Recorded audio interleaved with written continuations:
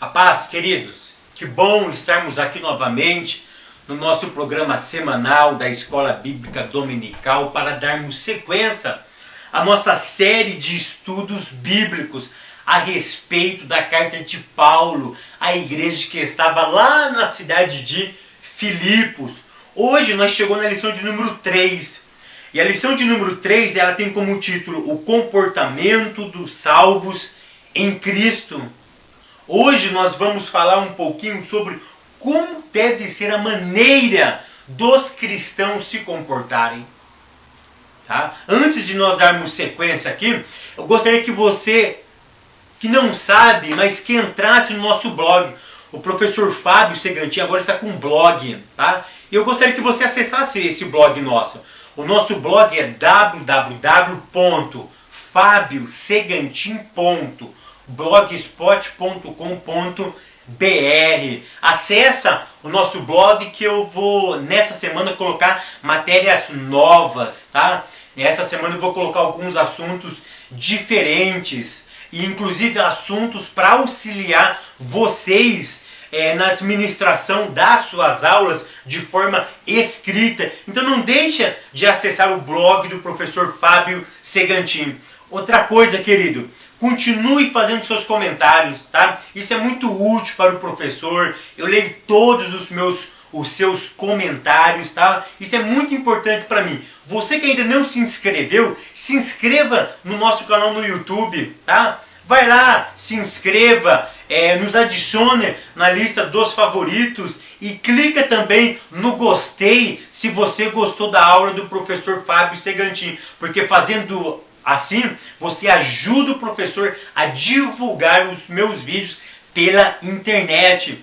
Uma outra coisa antes de nós entrarmos no nosso texto, quer ser um amigo do professor Fábio Segantin no Facebook? Manda um convite, é só digitar no Facebook Fábio Segantin, manda o seu convite que será um prazer ter você como nosso amigo, ok? Que Deus continue abençoando a vida de todos aqueles que nos assistem. Queridos, a lição de número 3, o comportamento dos salvos em Cristo Jesus. Qual deve ser o comportamento de um crente? Como é que um crente deve se portar? Qual é a base? Aonde ele vai se fundamentar? Quais são as leis que ele tem que pegar para ele ter uma vida correta e uma vida que agrade a Deus? Tá? É isso que nós vamos trabalhar um pouquinho na nossa aula. Hoje o texto bíblico ele se encontra em Filipenses, no capítulo de número 1, do verso 27 ao verso 30. E o capítulo 2, do verso 1 ao verso 4. Tá? Aqui nós vamos decorrer a nossa aula. Eu quero dividir essa aula em duas partes. Do versículo 27 ao versículo 30, a primeira parte. E do capítulo 2, do verso 1 ao verso 4, é a nossa outra parte. Tá? A nossa primeira parte, do capítulo 1, do verso 27 ao verso de número 30, Paulo vai falar quais são os inimigos que estavam atormentando a igreja de Filipos. Porque nesses versículos aqui, Paulo fala sobre dois tipos de inimigo. Do versículo 27 ao verso 30, ele fala do primeiro inimigo. E qual é esse primeiro inimigo, irmão Fábio? Esse primeiro inimigo que assolava a igreja de Filipos, tá? Era o inimigo externo. E do capítulo 2, do verso 1 ao verso 4, é o inimigo interno. Vamos comentar um pouquinho sobre qual era esse inimigo externo que estava assolando, combatendo a igreja de Filipos. Tá? E Paulo ele começa então aqui a falar como deveria ser o comportamento dos cristãos mediante a certas dificuldades e circunstâncias da vida. E a primeira coisa que Paulo ele salienta no versículo 27, eu gosto muito da expressão somente. Tá? Existe na nossa versão diz somente deveis portai-vos dignamente. Ou seja, Paulo está querendo dizer somente, não existe uma outra maneira de se comportar. Não existe um atalho, não existe uma brecha, não existe um outro caminho que o crente deve se comportar. Paulo diz, olha, não existe outro meio, somente. Vocês devem ter como regra, somente. Paulo está dando exclusividade a algo. E nós vamos saber que algo era esse. Paulo diz, olha, não existe outro motivo, outra razão, não existe outra maneira, somente há um dever. Somente deveis, portai-vos. Tá? Um outro verbo muito importante é portai-vos. Ou seja, o que Paulo tinha em mente quando ele usa esse verbo portar? Porque Paulo tinha na ideia o seguinte, que nós temos uma dupla cidadania. Nós somos cidadãos da terra e cidadãos celestes. Quando Paulo escreve isso, Paulo estava pensando da seguinte forma, vocês são cidadãos não só dessa terra, mas vocês são cidadãos do céu. E para agradar o rei dessa cidade, o governador dessa cidade, que é o nosso próprio Deus, existe uma regra. Existe uma maneira que vocês devem se comportar. Porque o que Paulo tinha em mente? Paulo tinha em mente os irmãos que estavam na cidade de Filipos. Lembra da aula de número 1? Como era a cidade de Filipos? Era uma cidade cosmopolitana. Lá tinha pessoas de vários lugares do mundo. Então, verdade é que Lídia, a primeira mulher a se converter, provavelmente na Europa, ela era da Ásia. Tá? E ela estava naquela cidade fazendo o quê? Comércio. Os moradores de Filipos, prestem atenção no que eu vou dizer, eles tinham uma tendência ao orgulho. Por quê? Lembra da aula primeira? Era uma cidade imperial. Lá tinha o pretor, tá? Que era o homem que julgava as coisas. Uma parte da guarda pretoriana residia em Filipos. Filipos era um ponto estratégico militar. Era um ponto estratégico das rotas comerciais. Era uma cidade de honra e de glória. Isso fazia com que os seus cidadãos pudessem levar uma vida regalada. Uma vida de orgulho. É igualzinho quem mora em grandes centros. Um amigo meu me contou esses dias que ele foi a São Paulo e ele conheceu um senhor, um alemão, que mora em São Paulo. E conversa vai, conversa vem, ele... Não é regra, queridos. É só uma tese que eu estou falando, tá? Não é que todos que moram aí pensam dessa forma. Mas existe uma grande parte, ou uma parte, por exemplo, de quem mora em grandes centros, tá? E essa pessoa que foi a esse grande centro, tá? Aqui no nosso país, e esse alemão disse para ele, eu não gosto das pessoas que vêm do Nordeste e do Norte para a nossa cidade, porque ele rouba o nosso emprego. Ou seja, esse homem que mora nessa determinada cidade, que é um grande centro do nosso país, ele é um homem que é orgulhoso. Por quê? Pela sua cidade ser uma das mais ricas do país, isso leva o que é o orgulho. Ele se acha mais importante do que as outras pessoas. As regras para eles, a lei para ele, não importa basicamente. O que importa é o que ele pensa. A ideia de ir e vir dentro do país, a ideia da locomoção, que é um direito institucional dentro da nossa Constituição, para ele isso não importa. Cada um devia ficar onde nasceu. Se é pobre, que fique lá. Isso levou o quê? Ele a ser um homem orgulhoso. E esse orgulho leva a menosprezar as outras pessoas. Então, baseado nessa ideologia, é que Paulo vai escrever a igreja de Filipos, porque o pessoal de Filipos tinha essa tendência. Lucas teve o capricho de relatar que Filipos era uma cidade colônia. Hernanes Dias Lopes diz que Filipos era uma mini Itália. Tudo estava lá. E isso fazia com que eles sentiam-se orgulhosos.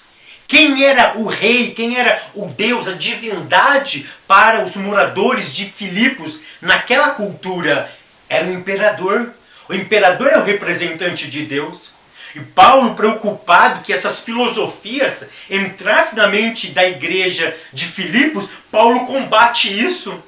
Paulo vai dizer isso lá no capítulo 3 e verso 20, que eles eram cidadãos do céu, que a sua cidade era uma cidade celestial. Paulo se preocupava que as filosofias da terra influenciassem na vida do cristão e essa influência combatesse e ia de encontro às Sagradas Escrituras. Então Paulo diz somente, não existe um outro caminho que vocês devem se comportar. Portai-vos aqui da ideia de que vocês são cidadãos dos céus. Vocês não devem se comportar como um cidadão necessariamente da terra. Todas as vezes, querido, que uma lei foi instituída num país e ela defrontar uma palavra de Deus, ela deve ser rejeitada na praticidade da vida. Lembra de Daniel? Daniel contrariou um edito do rei. Ah, mas foi o rei que mandou. Mas esse edito contrariou a palavra de Deus. Ele preferiu ser jogado na fornalha. Ele preferiu sofrer as consequências até, se fosse possível, a morte. Mas ele não queria negar a fé que uma vez foi lhe dada. Ele não queria contrariar a palavra de Deus. E Paulo diz, olha, vocês agora são cidadãos do céu. Então você deve se portar de que forma? Dignamente. De forma digna. O que esse texto trabalha no original? Esse texto trabalha no original a palavra digno, dignidade, da ideia daquela balança, que foi até usada em 1930, muito usada, depois foi substituída pela semi-automática e depois pela automática, aonde tinha o fiel. O fiel verificava se os dois pratos estavam no mesmo nível. Se o prato estivesse desbalanceado, o fiel apontava. E o pastor Lienay Cabral, ele diz que o fiel que testa se a balança está na mesma posição é a vontade de Deus. Ou seja, a vontade de Deus expressa na palavra deve nos dirigir. Então é isso que Paulo vai trabalhar aqui. Olha, não existe outro caminho que vocês devem se portar, porque vocês são cidadãos do céu. E vocês têm que se portar de que forma? Dignamente. Vocês devem ter um padrão ético de conduta. E esse padrão ético de conduta, querido, presta atenção no que Paulo vai falar. Não está baseado em Augusto Cury. Não está baseado em filosofias. Não está baseado em autoajuda. Não está baseado simplesmente em livros que faz com que nós nos sentimos melhor de forma psicológica, filosófica. Paulo diz que nós devemos andar dignamente conforme. Tá? Eu gosto muito dessa palavra conforme. Ou seja, tem uma forma exata. E qual é a forma exata que vocês têm que andar? Paulo diz que é o Evangelho. Vou dizer algo aqui para vocês.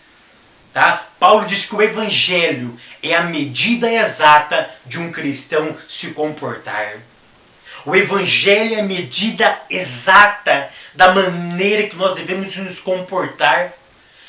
A Bíblia, queridos, tem resposta para tudo na nossa vida. Em todas as áreas, a Bíblia tem a resposta correta. Então Paulo estabelece o padrão aqui.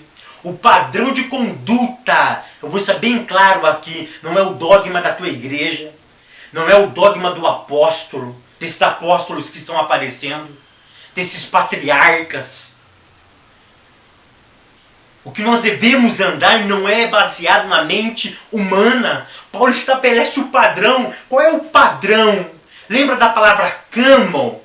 Tá? A Bíblia é o nosso cânon. O que significa cânon? Cânon significa régua de medir. Ou seja, conforme foi evoluindo o tempo, o cânon representou o padrão exato de uma medida. Vou dizer uma coisa bem clara aqui. Imagine uma régua. A régua tem 30 centímetros. Ok? A régua tem 30 centímetros. Mas a tua vida, você tem 80 centímetros.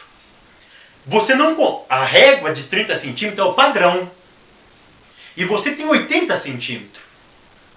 O que tem que acontecer? Você tem que diminuir 50 centímetros de você para entrar no padrão? Ou então você aumenta o padrão, para o padrão se encaixar na tua vida. O que eu quero dizer com isso é que a Bíblia é um padrão. A Bíblia é uma medida exata. O que muitas pessoas fazem é que o padrão que a Bíblia estabelece para eles é menor do que a sua vida. Ou seja, a sua vida é maior do que o padrão. E o que ele faz? Em vez de ele tirar coisas da sua vida para se encaixar no cânon, ele inverte, ele acrescenta o cânon. Foi o que Jesus disse. Que ninguém poderia acrescentar nada neste livro. Tem pessoas que acrescentam com dogmas humanos. Não, isso não tem importância. Vamos acrescentando. Vamos acrescentando. Vamos acrescentando. Até você entrar nessa medida nova. E a Bíblia nos ensina diferente. Paulo diz diferente. Que o nosso padrão é conforme a palavra de Deus. Querido, estabeleça a Bíblia como regra de fé. Se você estiver maior do que a palavra de Deus, tire coisas da sua vida. Elimina as arestas da sua vida. E se encaixa conforme. Como uma forma de fazer um bolo. Se enquadra dentro dessa forma, que é o Evangelho. Então Paulo estabelece que o padrão do crente deve ser o Evangelho. E o que eu fico assustado é de ver pessoas com vários tipos de padrões hoje. Acreditam naquilo que o profeta disse, acreditam no que o apóstolo disse, acreditam no que o bispo disse, acreditam no que o pastor com M nome disse, mas não conferem na palavra de Deus. Querido, não estou aqui desacreditando dos homens, porque eu também sou ministro do Evangelho, eu também ministro a palavra de Deus. Mas eu aprendi uma coisa com Paulo. Quando Paulo chegou em Bereia, os crentes berianos conferiam na palavra se o que Paulo falava estava correto. É isso que nós temos que aprender. Don Stott, ele diz, crer também é pensar. Querido, aprenda a pensar, mas tenha como regra a palavra de Deus. Aquilo que o professor Fábio fala que está conforme a palavra de Deus, ainda pode ser doído o que eu falo aqui nessas aulas. Mas se estiver na palavra de Deus, cumpra, porque esta é a vontade de Deus. Leva isso para a tua classe, querido. Valorize a palavra de Deus. Valoriza os 66 livros, o cânon que o Senhor Jesus nos presenteou para a humanidade, que é a palavra de Deus. E Paulo, ele vai trabalhar essa condição, que nós devemos nos comportarmos, tá? E de forma digna, tá? De forma honesta, baseado na palavra de Deus. Aí Paulo, ele vai falar no verso 28. E em nada vos espanteis dos que resistem. Porque o que estava acontecendo na igreja de Corinto? Algumas pessoas vindo de fora estavam atacando a igreja de Filipos. E a igreja de Filipos estava perdendo a unidade. Estava perdendo a união entre os irmãos. por causa dessas doutrinas que estavam sendo entrando dentro da igreja. E isso estava deixando os irmãos apavorados. Olha o verso de número 28. E em nada vos espanteis.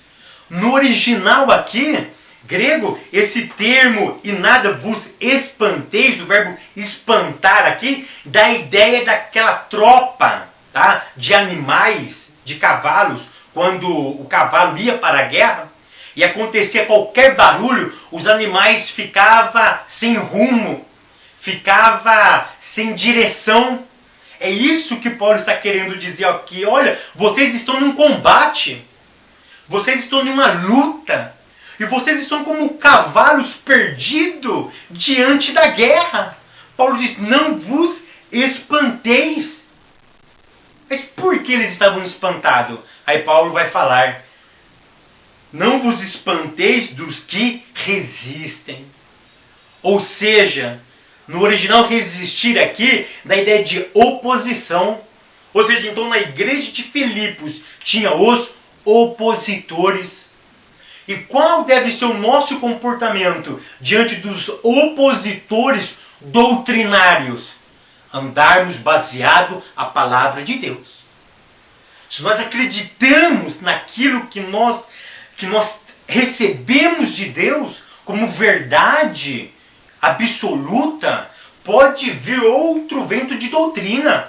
Pode outras pessoas tentarem nos resistir, ou melhor dizendo, tentar uma oposição contra nós. Mas nós devemos nos permanecer firmes, baseado na palavra de Deus. Então é isso que Paulo está querendo dizer. Vocês não podem se espantar. Vocês têm que manter firme a doutrina de vocês. Vocês têm que manter firme a fé que uma vez foi lhe dada. É isso que Paulo está querendo dizer aqui. E no verso 29, Paulo continua. Porque a vós vos foi concedido em relação a Cristo, não somente crer nele, como também padecer por ele. Tinha alguns camaradas que chegou na igreja de Filipos e começou a persuadir a igreja de Filipos. E dentre esses argumentos, uns dizia, vocês, olha Paulo, o vosso mestre, ele está preso por causa de Cristo. E eles argumentavam, o que adianta sofrer por causa desta obra? O que adianta? E o pessoal da igreja de Filipos começou a sofrer esse tipo de pregação. E eles começaram a sofrer açoites. Eles começaram a ser oprimidos por esses falsos doutrinadores. E isso estava tirando a comunhão daquela igreja. E Paulo ele diz no verso 29, eu gosto muito da palavra paradoxo. O que é um paradoxo? É algo que parece ser contraditório, mas não é. Paulo diz aqui, Paulo diz no verso 29, porque a vós vos foi concedido. Eu gosto muito dessa expressão. Paulo está querendo dizer o seguinte, olha, tudo que está acontecendo com vocês é vontade de Deus. Observa que o texto está na voz passiva.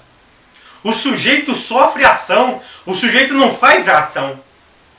Paulo diz, porque a vós vos foi concedido, ou seja, você, querido, a Bíblia diz que Deus te deu o sofrimento.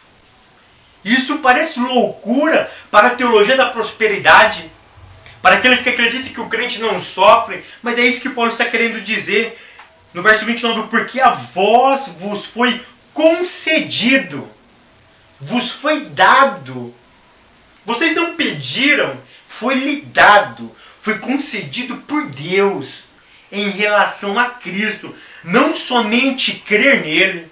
Paulo está deixando bem claro aqui, Cristo não somente salvou vocês, ele não simplesmente não te deu fé, mas ele te deu também uma participação no sofrimento com ele. Querido, deixa eu dizer uma coisa aqui.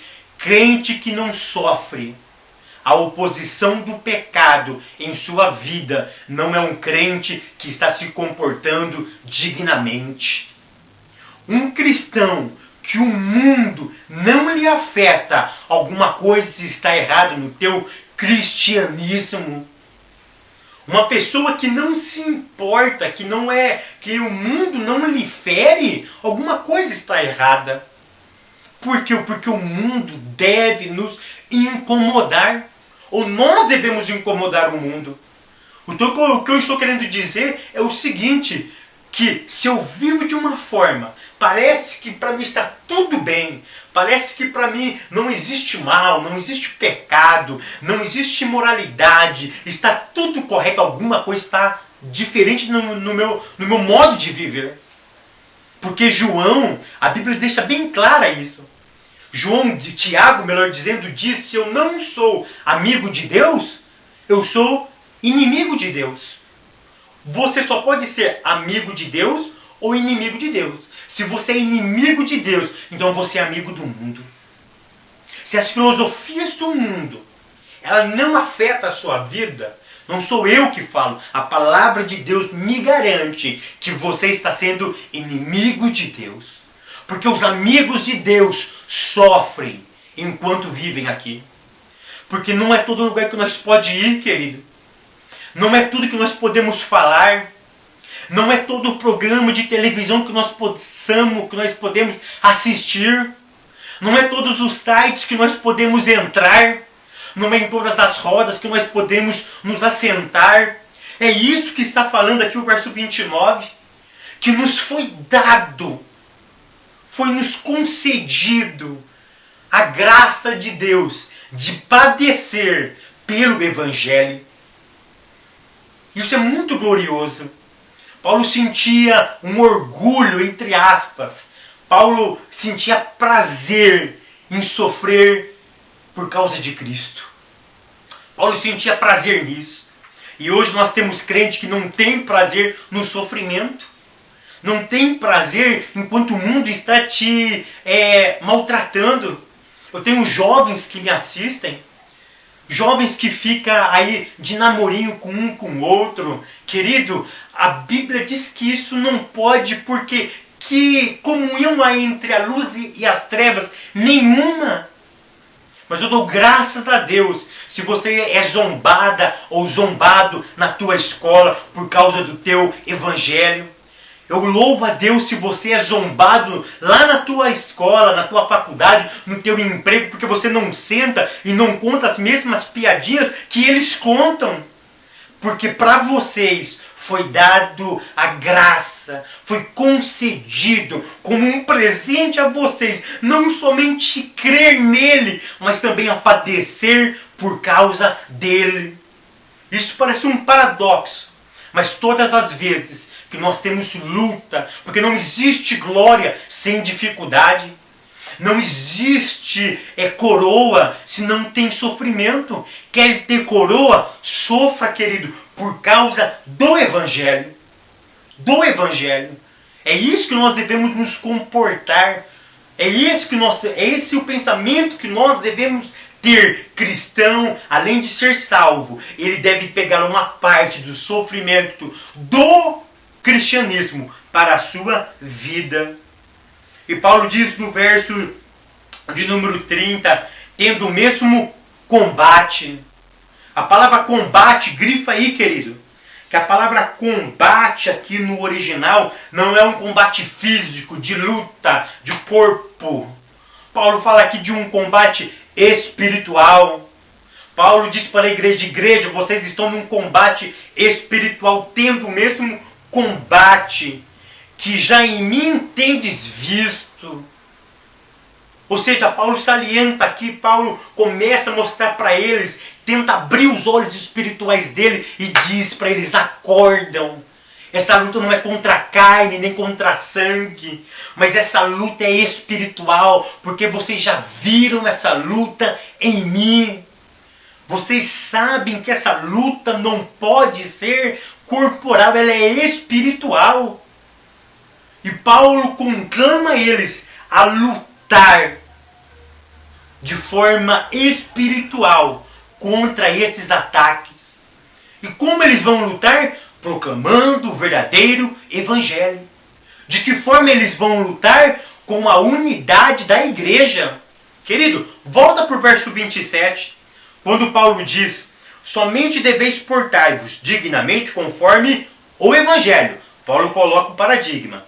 Tá? Aí ele diz: para que, quer eu vá, se um dia eu for ver vocês, ou então quer ausente, mesmo se eu não estando aí, mas eu quero ouvir acerca de vocês, que vocês estão no mesmo espírito. Tá? Aí Paulo vai falar, e o verso 27 está casando com o verso de número 30. Paulo no verso 30 fala que eles devem combater. Combater o quê? O mundo espiritual.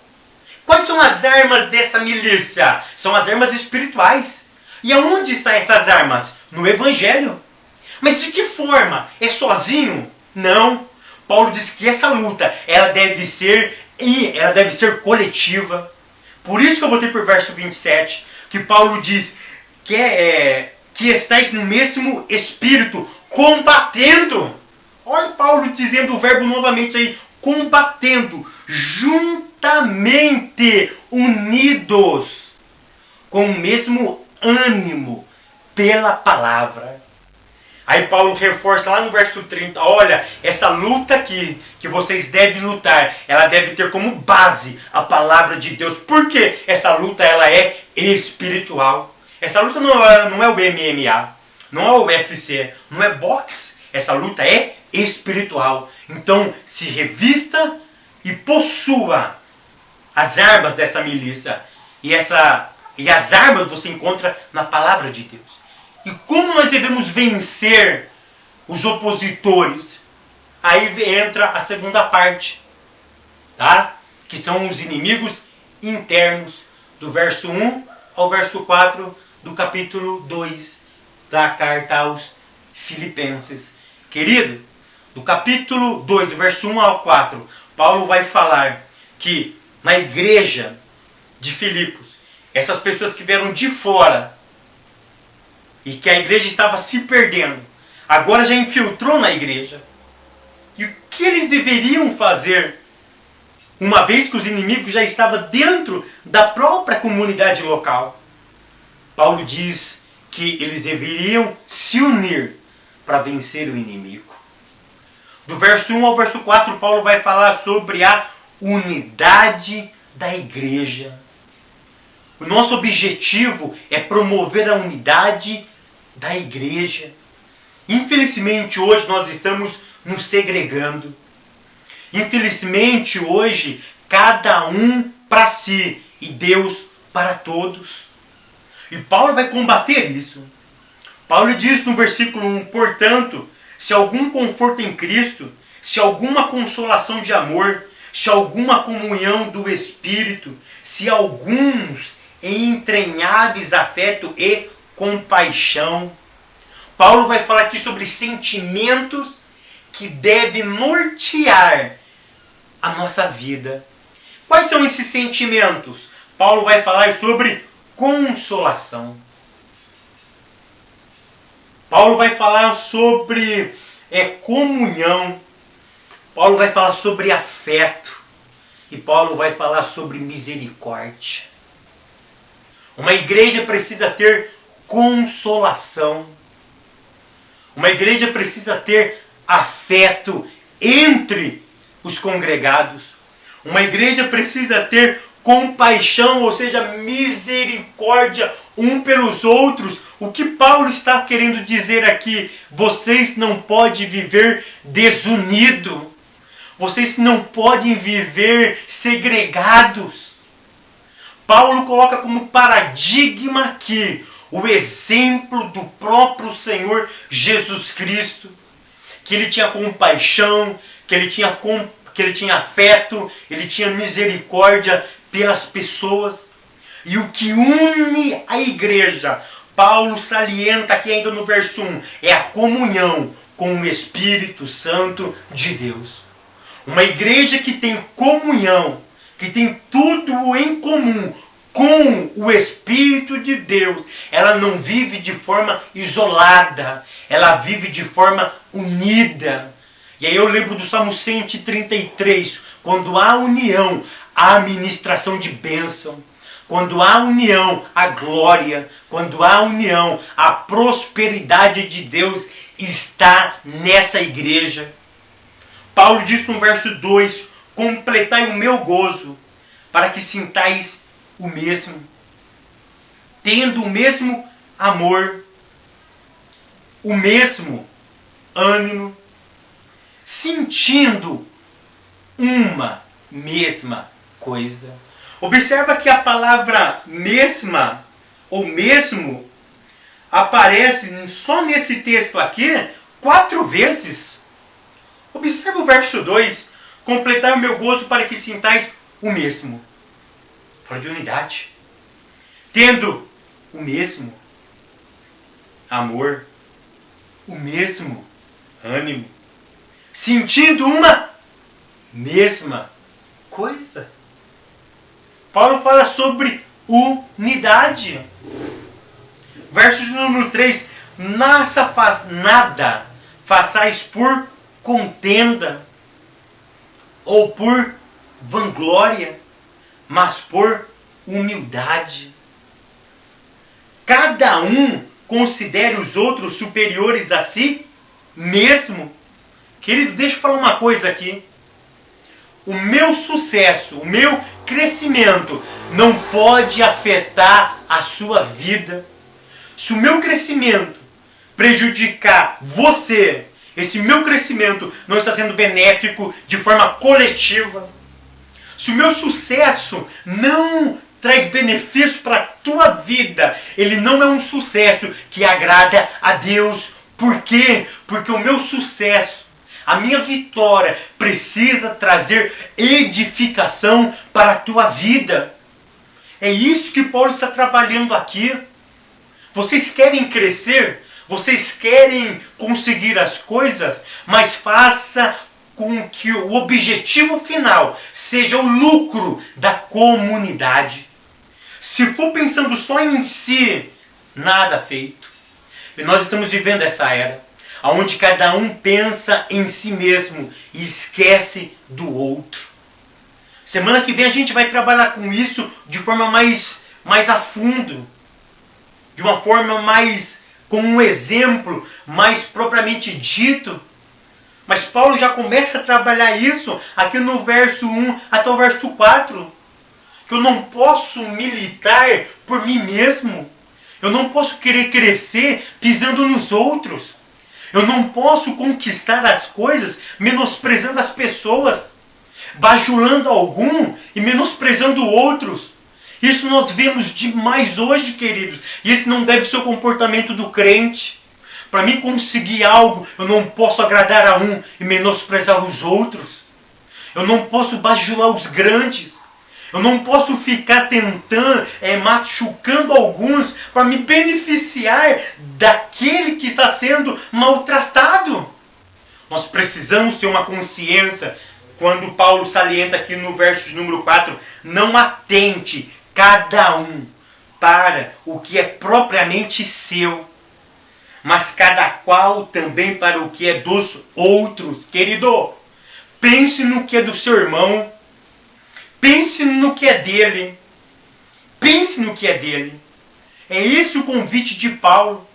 Querido, para terminar a aula de hoje, eu queria que você enfatizasse essas ideias abordadas nessa aula.